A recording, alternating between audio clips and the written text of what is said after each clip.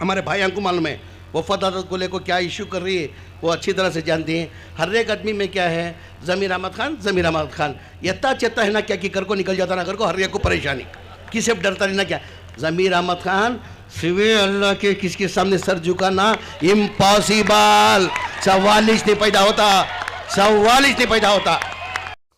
सरजमीन hospital पर शानदार इजलास। ईद मिलादुन नबी के मौके पर मस्जिद तैयबा हॉस्पिटल की जानिब से पूरे शहर के बच्चों के लिए इस्लामी मुकाबलों का एहतमाम किया गया था। इसमें कामयाब होने वाले बच्चों के लिए ग्रैंड प्रोग्राम किया गया। इस अजीम शान प्रोग्राम में रियासती वजीर विजयनगर इंचार्ज मिनिस्टर ज़मीर अहमद खान की एंट्री, इनके इस्तकबाल के लिए बड़े पैमाने पर बच्चों ने मुख्तलिफ प्रोग्रामों का एहतमाम किया था। रैली के साथ उन्हें लाया गया। देखिए किस तरह से बड़े पैमाने पर ज़मीर अहमद खान का इस्तकबाल किया जा रहा है। क्या बच्चे क्या बड़े, तमाम लोग ज़मीर अहमद खान से मुलाकात करके खुशी का इजहार कर रहे हैं।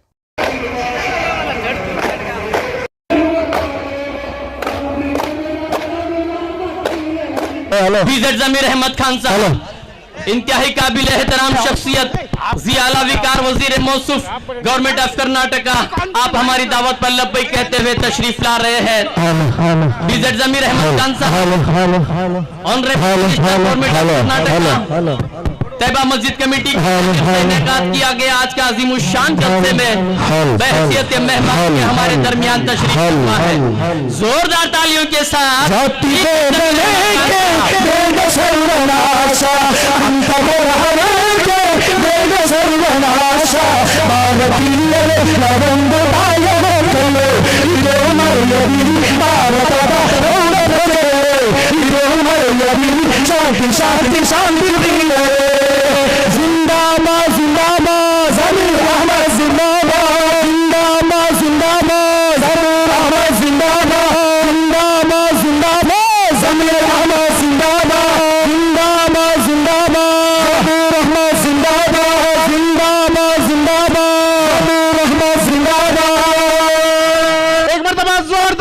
से इस्तकबाल कीजिए बीजेड ज़मीर अहमद खान।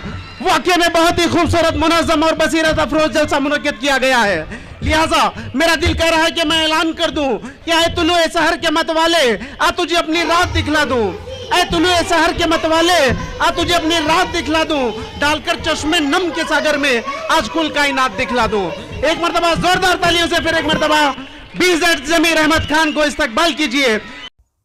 मस्जिद तैयबा कमेटी के मुतवल्ली सैयद यासीन शाह और कमेटी के मेंबरान ने ज़मीर अहमद खान का शुक्रिया अदा किया। इस मौके पर MLA Ganesh, KMF chairman Bhima Naik, hospital के DC, कर्नाटक उर्दू एकेडमी के चेयरमैन मौलाना मोहम्मद अली, कर्नाटक उर्दू एकेडमी के मेंबर शाहिद खाजी, तमाम अहम जिम्मेदारान इस मौके पर मौजूद रहे। इस मौके पर ज़मीर अहमद खान की ज़बरदस्त तकरीर। ज़मीर अहमद खान ने कहा कि वफ़ के नाम पर मुझे डराने की कोशिश कर रहे हैं, मैं अल्लाह के सिवा किसी से नहीं डरता। ज़मीर अहमद खान की बेबाक तकरीर से आवाम झूम उठी। इस प्रोग्राम के बाद कर्नाटक उर्दू एकेडमी की जानिब से महफिल कव्वाली का एहतमाम भी किया गया था। बेहतरीन नात पेश करने पर मारूफ सूफी सिंगर खनक जोशी को ज़मीर अहमद खान ने 50,000 का इनाम दिया।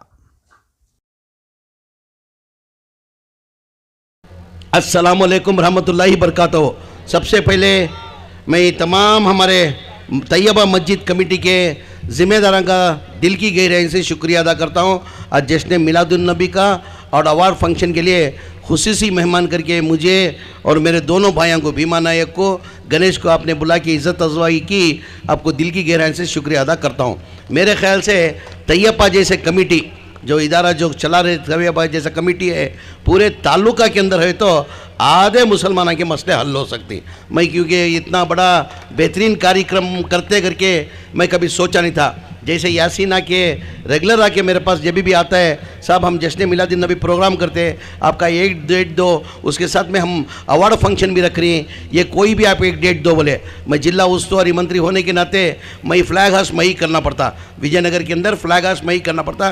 कैसे भी 1 तारीख को मुझे आना था, छोटे मोटे पैमाने में करते होंगे करके मैं ठीक है 1 तारीख को शाम में आता हूँ करके उनको टाइम में दिया था। तो आके इधर देख के मेरे को बेहतरीन खुशी, इतनी खुशी हुई उसका मैं जाहिर नहीं कर सकता। मैं अल्लाह से दुआ करता हूँ ऐसे ही कमेटियाँ हर तालुका के अंदर कर्नाटका के अंदर तैयबा कमेटी जैसे कमेटी होना करके दुआ करता हूँ। क्यों, वजह क्या है, मैंने भी पूछा। और यासीन जो है भीमा नायक का एक सगे भाई के जैसा, जो हमारा KMF चेयरमैन जो ही, MLA जो ही, भाई से बढ़ के उनकी चाहत, दोनों की चाहत जो है उनकी भाई से बढ़ के।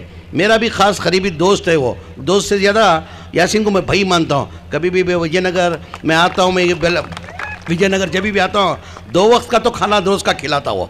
आज भी नलियाँ गिलियाँ गुद गिद सब खाना को तैयार कर को ले लेकर आया सो।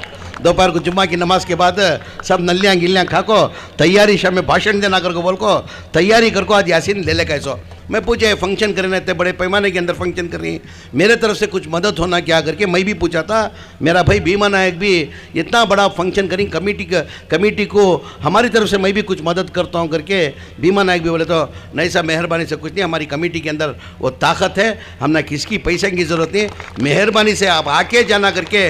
मेरे हिसाब से, मेरे पॉलिटिकल तजुर्बे के हिसाब से ये पहला इदारा है पैसा देती बोले तो नक्को बोलने वाला, पहला इदारा ये। मैं माँ कई के वास्ते एजुकेशन के बारे में इतना मैं इंटरेस्ट लगो, एजुकेशन के बारे में बोलती हूँ तो आज मैं बोलिया, इसके पहले बोलिया अल्लाह मियाँ में कभी सोचने से ज़्यादा मुझे दे देला माँ।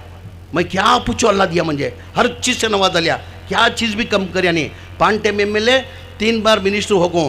मैं कभी कभी बैठा तो अपने आप को बैठ कर रोतूँ सब। मैं हकीकत बोलने में डरता नहीं, मैं मुझे एजुकेशन नहीं, खाली SLC पढ़े, मैं SLC का एग्ज़ाम भी नहीं दिया। मैं आज अल्लाह में तो सब में हमारे वालिद को अल्लाह में अच्छी दौलत दिया था, क्या भी पैसे की हमने कमी नहीं थी। मैं क्या बनना उन्हें पढ़ाते थे, मुझे इंजीनियर बनना, डॉक्टर बनना, IAS बनना, क्या बनना भी मुझे बनाने तैयार थे।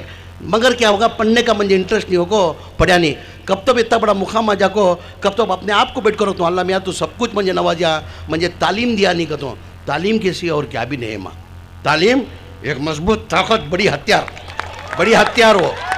मेरी नौजवान बच्चे से एक आजीज़ाना गुजारिश, इसके अंदर कौन कौन कहाँ तकदीर में क्या क्या लिखा मालूम नहीं बेटा, कौन कौन कहाँ पहुँचता हूँ नहीं। अल्लाह मियाँ तकदीर लिखता सो, दिल लगा को तुम्हारे माँ बाप एक उम्मीद रखो, तुम ना लोगों को एक आस रख ले को, तुम ना लोगों को स्कूलों को भेजती, उनकी आस के हिसाब से तुम्हें पढ़ को एक बहुत आगे बढ़ना कर को तुम्हारे से आजीज़ाना गुजारिश करते हुए तमाम तैयबा जिम्मेदारान का, खासकर हमारा यासीन, हमारे भाई का यासीन का दिल की गहराई से बहुत खुशी का। एक्चुअली प्रोग्राम को यहाँ के अत्याज में ही हूँ, अत्याज में वहाँ ही सुन रही, उन्होंने भी बातें सुन रही। वहाँ खाने का टाइम खाना खा ले कोई। ये फंक्शन को मैं बराबर 6:30-7 बजे के अंदर आना था। नेक्स्ट फंक्शन मई चा को बैठ को 5 बजे से रखो तुम्हारे पूरे फंक्शन के अंदर रहतूँ कर कहते हुए, दुआ की दरख्वास्त करते हुए, जब मेरा क्या होगा माँ, अब ये वक़्त अदालत कर रही सो देखे रहेगा तुम्हें। अब बीच के अंदर ये शोर तुम्हें मेरे माँ भाना देख रही नहीं मालूम नहीं, हमारे भाई को मालूम है वफ़ात अदालत को लेकर क्या इशू कर रही है, वो अच्छी तरह से जानती हैं। हर एक आदमी में क्या है, ज़मीर अहमद खान यत्ता चेता है ना, क्या कि कर को निकल जाता ना कर को, हर एक को परेशानी, किसी डरता नहीं ना क्या। ज़मीर अहमद खान सिवे अल्लाह के किसके सामने सर झुकाना इम्पॉसिबल, सवालिश नहीं पैदा होता।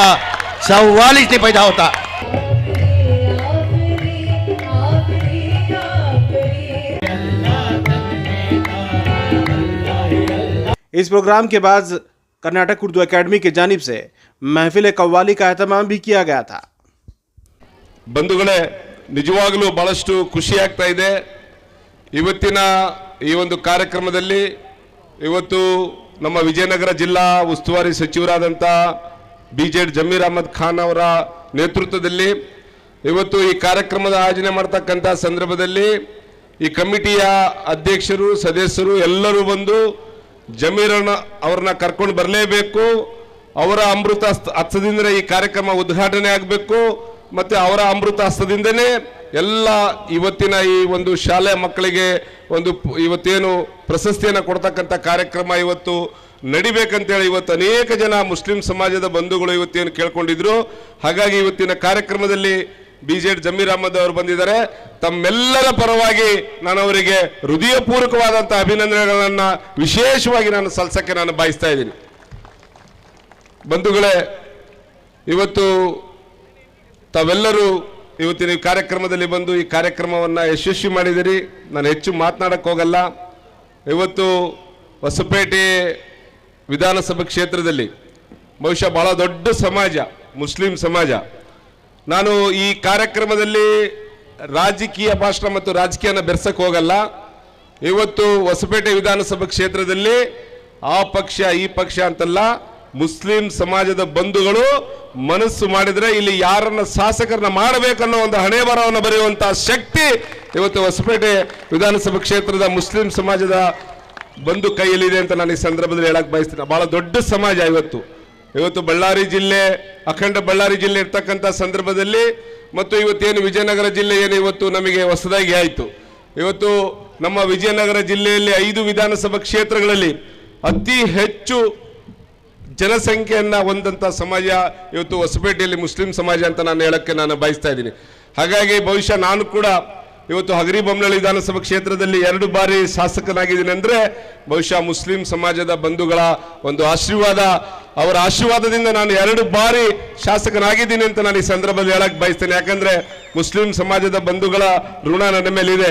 ಖಂಡಿತ ಮುಂದೆ ಬರ್ತಕ್ಕಂಥ ದಿನಗಳಲ್ಲಿ ನಿಮ್ಮ ಸಮಾಜದ ಋಣವನ್ನ ತೀರಿಸುವಂತ ಕೆಲಸವನ್ನ ಮುಂದೆ ನಾನು ಖಂಡಿತ ಮಾಡ್ತೀನಿ ಅಂತ ಈ ಸಂದರ್ಭದಲ್ಲಿ ನಾನು ಹೇಳಕ್ ಕೂಡ ನಾನು ಬಯಸ್ತೀನಿ.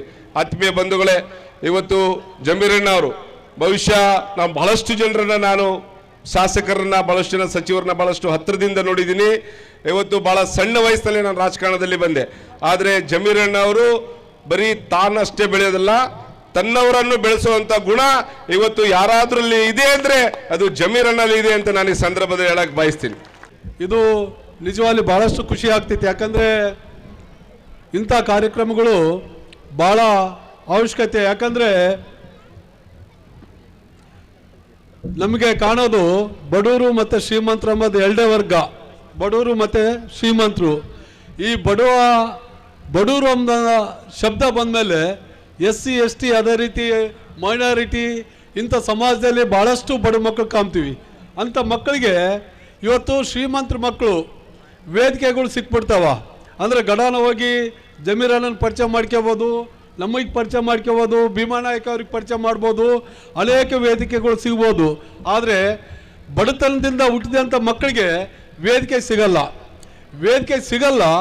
ಅವರು ಈ ಬಡತನದಲ್ಲಿ ಮುಂದೆ ಬರಬೇಕಂದ್ರೆ ಅವ್ರಿಗೆ ಜೀವನ ಅಂದರೆ ಹುಟ್ಟುತ್ತಾ ಜೀವನ ಬೆಳೀತಾ ಅವರು ಅರ್ಧ ಈ ಬಡತನ ಎಂಬ ಏನು ಭಯ ಐತಲ್ಲ, ಆ ಬಡತನ ಎಂಬ ಭಯದಲ್ಲೇ ಅರ್ಧ ಹಿಂದಕ್ಕೆ ಹೋಗ್ಬಿಡ್ತಾರೆ. ಅಂದರೆ ಯಾವುದು ಪ್ಲಾಟ್ಫಾರ್ಮ್ ಸಿಗಲ್ಲ. ಹಂಗಾಗಿ ಇವತ್ತೇನು ಈ ವೇದಿಕೆ ಮಾಡಿದ್ದಾರೆ ಯಾರು ಥೈಬ್ ಮಸೀದಿ ಕಮಿಟಿ ಅವರಿಗೆ ನಿಜವಾಗಿ ನಾನು ಶುಭಾಶಯಗಳು ಮಾಡ್ತೀನಿ. ಇಂಥ ಬಡ ಮಕ್ಕಳಿಗೆ ಇಂಥ ವೇದಿಕೆ ಕಲ್ಪಿಸ್ಕೊಟ್ಟೋದಕ್ಕೆ ಅವರಿಗೆ ನನ್ನ ಮನಸ್ಫೂರ್ತಿ ಧನ್ಯವಾದಗಳನ್ನು ಹೇಳಕ್ಕೆ ತಿಳಿಸ್ತೀನಿ. ಅದೇ ರೀತಿ ಇವತ್ತು